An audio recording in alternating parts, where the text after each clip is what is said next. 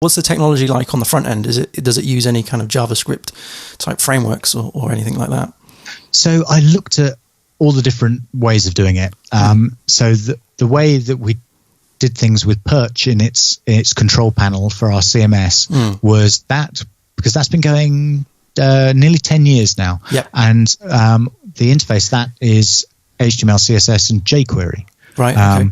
And jQuery has done us a great job. Yeah.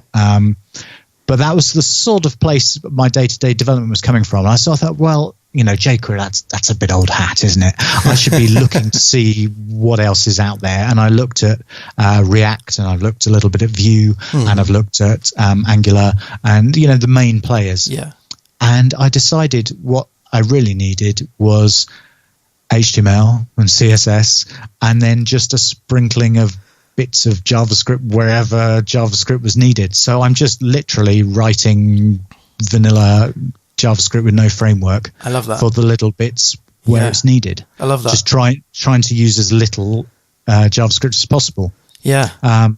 Now, there are bits of the application that we're finding now. So, as you mentioned earlier, on a presentation page, you can search Twitter and add tweets. So, if audience members have been tweeting, you can actually pull that in, almost like social proof that you gave a good presentation. Yeah. So you can pull all that sort of stuff in onto your page. So the interface for adding those tweets is basically a HTML form, and you put the URL of the tweet in, and it, adds it, and it's just like a standard old-fashioned web post-back interface. Now, that's not very slick. I think we could probably do a better job of that.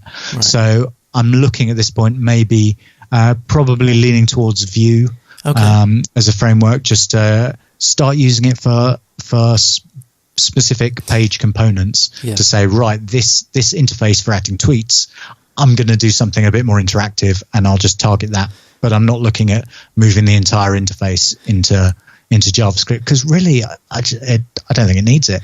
Right. Yeah. I mean, that's what I love about Vue. It's the fact that you can just sort of really pinpoint a specific component on your application and go, I'm using Vue for that. I'm not using Vue for anything else, just for that little thing. So it's not like this whole encompassing sort of massive monolithic framework.